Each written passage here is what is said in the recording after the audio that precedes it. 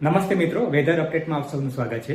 હાલમાં આપણે માર્ચ અને એપ્રિલ 2026 દરમિયાન, ખાસ કરીને એપ્રિલની શરૂઆતમાં 2-3 એપ્રિલ દરમિયાન અને 7મી એપ્રિલ દરમિયાન ગુજરાતના વિવિધ વિસ્તારોમાં વધુ પવન સાથે અને કરા સાથે કમોસમી વરસાદ જોવા મળ્યો હતો. આના પાછળનું મુખ્ય કારણ હતું કે જે ઉત્તર ભારતમાંથી વધુ તીવ્રતાના જે પશ્ચિમી વિક્ષોભ, આપણે વેસ્ટર્ન ડિસ્ટર્બન્સ કહીએ, એ પસાર થતા હતા અને જેનો સપોર્ટ જે છે અરબ સાગરના ભેજના કારણે ગુજરાત તરફ મળતો હતો. હવે આપણે અત્યારની વાત કરીએ તો હાલમાં એટલે લગભગ 9થી 11 એપ્રિલ દરમિયાન ગુજરાતના વિવિધ વિસ્તારોમાં તાપમાનમાં સતત વધારો જોવા મળી રહ્યો છે. ખાસ કરીને જે તાપમાન જે સામાન્ય કેટેગરીથી નીચે ચાલી રહ્યા હતા તેમાં સામાન્ય કરતાં લગભગ 2 થી 3 ડિગ્રીનો વધારો જોવા મળી રહ્યો છે.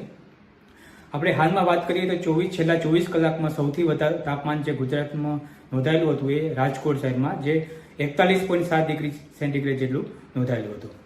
તો આજે તાપમાનમાં જે અચાનક વધારો થવાની જે કારણ છે એનું મુખ્ય કારણ એ છે કે અરબી સમુદ્રમાં એક એન્ટીસાયક્લોનિક, જેને આપણે હાઈ પ્રેશર સિસ્ટમ કહીએ છીએ, તે સક્રિય છે, જેના કારણે જે પવનોની દિશા છે એ મુખ્યત્વે બદલાઈ છે અને જે ગુજરાત તરફ પવનો છે એ મુખ્યત્વે આરબ પ્રદેશોમાંથી આવી રહ્યા છે. જે પવનો જે છે ખાસ કરીને આપણે એને ઉત્તર પશ્ચિમના કે પશ્ચિમના પવનો કહીએ છીએ, જે એકદમ સૂકા અને ગરમ પવનો હોય છે. સાથે સાથે હાલમાં જે આકાશ છે એ સ્વચ્છ જોવા મળી રહ્યું છે, તેના કારણે સૂર્યમાંથી સીધો જે પ્રકાશ છે એ પૃથ્વી પર પહોંચે છે.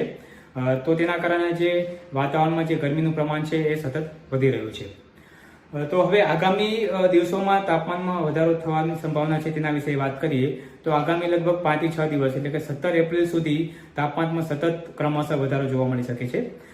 ત્યારબાદ એટલે કે લગભગ 19 થી 21 એપ્રિલ દરમિયાન ગુજરાતના અમુક ભાગોમાં, ખાસ કરીને દક્ષિણ ગુજરાત અને દક્ષિણ સૌરાષ્ટ્રના ભાગોમાં કદાચ વાતાવરણમાં પરિવર્તન એટલે હવામાનમાં પરિવર્તન જોવા મળવાની સંભાવના દેખાઈ રહી છે. તો આ જે તાપમાનમાં વધારો થઈ રહ્યો છે તો તેની આપણે વાત કરીએ તો આગામી 2 દિવસ લગભગ કચ્છ વિસ્તારમાં ઉષ્ણ લહેર એટલે કે જ્યાં તાપમાન સામાન્ય હોય છે તેના કરતાં લગભગ 4 થી 5 ડિગ્રી સુધી વધારે જવાની સંભાવના જોવા મળી રહી છે. બાકીના જે દરિયાકાંઠાના પ્રદેશો છે ત્યાંમાં અત્યારે હાલનું જે તાપમાન છે 35 થી 38 ડિગ્રી જેટલું ચાલી રહ્યું છે. ત્યાં પણ આપણે વધારે તાપમાન સાથે ભેજવાળું હવામાન રહેવાની સંભાવના, જેને આપણે હોટ એન્ડ હ્યુમિડ કન્ડિશન કહીએ છીએ, તે રહેવાની સંભાવના છે. તેના કારણે તે વિસ્તારમાં કમ્ફર્ટનેસ એટલે આપણે જે આપણે પ્રતિકૂળતા જે હવામાન છે એ રહેવાની સંભાવના છે. સાથે સાથે આપણે જે જમીન પ્રદેશની વાત કરીએ તો જમીન પ્રદેશમાં ખાસ કરીને ઉત્તર ગુજરાત છે, મધ્ય ગુજરાત છે, દક્ષિણ ગુજરાતના અમુક ભાગો છે, સૌરાષ્ટ્રના અમુક ભાગો છે, ત્યાં તાપમાનમાં લગભગ 2 થી 3 ડિગ્રીનો વધારો થવાની સંભાવના દેખાઈ રહી છે. ખાસ કરીને ઉત્તર અને મધ્ય ગુજરાતમાં તાપમાન જે છે લગભગ 42+ જવાની સંભાવના દેખાઈ રહી છે. તો આ જે તાપમાનની જે વધવાની સંભાવના છે તેની આપણે સંભવિત કૃષિ પાકો પર અસરની વાત કરીએ તો અત્યારે જે ઉનાળુ પાકો, ખાસ કરીને જે કઠોળ અને ધાન્ય વર્ગના પાકો છે, ખાસ કરીને મગ, અડદ છે, તલ જેવા પાકોમાં અત્યારે ફૂલ અવસ્થાની આસપાસ ચાલતી હશે. તો તે ફૂલ અવસ્થાને દરમિયાન જો તાપમાનમાં સતત વધારો જોવા મળે તો તેનું ખાસ કરીને ફૂલનું ખરણ થતું હોય છે.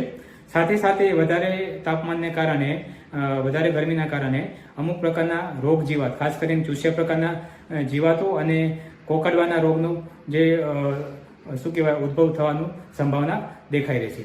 સાથે સાથે અન્ય બાગાયતી અને શાકભાજી પાકોની વાત કરીએ તો શાકભાજી પાકોમાં જો પાક અત્યારે ફૂલ કે ફળ અવસ્થા હશે તો ઊંચો તાપમાનને કારણે તેનું જે ફળ કે ફૂલનું ખરણ પણ થવાની સંભાવના દેખાઈ રહી છે. સાથે સાથે એમાં જો ફળ જે છે એ ફળ અવસ્થાએ ખાસ કરીને ટામેટા જેવા પાકોમાં જો સૂર્યપ્રકાશ સીધો તેના ફળને એક્સપોઝ થતો હોય તો તેમાં સનસ્કેલિંગ એટલે જે ફળના જે ક્વોલિટીમાં જે છે એ ઘટવાની સંભાવના દેખાઈ રહી છે. તો આ જે સંભવિત અસરો છે તેનું આપણે નિવારણની વાત કરીએ તો પહેલાં તો આપણે વધતા તાપમાન સાથે પિયતનું વ્યવસ્થાપન કરવું જરૂરી છે. તો પિયત જે જનરલી આપણે સામાન્ય રીતે ઉનાળુ પાકો માટે 8 થી 10 દિવસના ગાળાને છૂટું પિયત આપતા હોય છે. તો આપણે જો વધારે તાપમાન થવાની સંભાવના હોય તો આપણે 2 પિયત વચ્ચેનો સમયગાળો ઘટાડવો જોઈએ. જો આપણે 8 થી 10 દિવસે આપતા હોય તો કદાચ 6 થી 7 દિવસે પિયત આપવું જોઈએ. અને પિયત આપવાનો સમય ખાસ કરીને આપણે સવારના સમયે અથવા તો સાંજના સમયે પિયત આપવું, જેથી કરીને જે દિવસ દરમિયાન જે બાષ્પીભવનનો દર છે એ આપણે ઘટાડી શકીએ છીએ. સાથે સાથે અમુક પ્રકારના જે આપણે ખાતરો છે તેને છંટકાવની વાત કરીએ તો આપણે વધારે તાપમાનની સંભવિત અસરો દરમિયાન આપણે નાઇટ્રોજનયુક્તનો ખાતરનું આપણે જે એપ્લિકેશન છે એ ટાળવી જોઈએ. કારણ કે જે નાઇટ્રોજનયુક્ત ખાતર છે એક તો તાપમાનમાં વધારો થઈ રહ્યો છે અને જે નાઇટ્રોજનયુક્ત ખાતરો છે એ એના ગ્રોથને વધારે ઝડપી બનાવે છે, જેના કારણે તેના ઉત્પાદન ઉપર, પાકના ઉત્પાદન ઉપર એની અસર જોવા મળતી હોય છે. તો આપણે નાઇટ્રોજનયુક્ત ખાતરોને ટાળતા આપણે વધુ પડતા આપણે પોટાશિયમ બેઝડ ખાતરનો ઉપયોગ કરવો જોઈએ. ખાસ કરીને આપણે પોટેશિયમ નાઇટ્રેટ છે કે 05234 છે.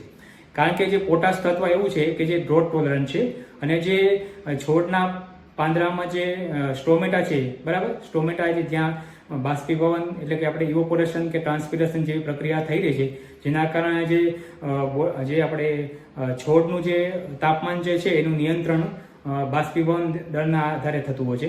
વધારે બાષ્પીભવન હશે તો છોડમાં ખાસ કરીને ડ્રોટની કન્ડિશન એટલે પાણીની અછત જોવા મળી શકે છે. તો આ પોટેશિયમ તત્વથી આપણે એની એપ્લિકેશનથી આપણે આ જે સ્ટોમેટા ઓપનિંગ કે ક્લોઝિંગ એટલે જે સ્ટોમેટા ખુલ્લા થવાના કે બંધ થવાની પ્રક્રિયા જે બાષ્પીભવન દરને નક્કી કરે છે તેનું આપણે નિયંત્રણ કરી શકીએ છીએ. તો આ જે વાત હતી આપણે આગામી દિવસોમાં જે હવામાનમાં શું ફેરફાર છે એટલે કે તાપમાનમાં વધારો થવાની સંભાવના છે, તેની સંભવિત અસરો શું થઈ શકે પાકો ઉપર અને આપણે તેનું નિવારણ કઈ રીતે કરી શકીએ. તો જે માહિતી હતી તમને આપવાનો પ્રયત્ન કર્યો. આભાર.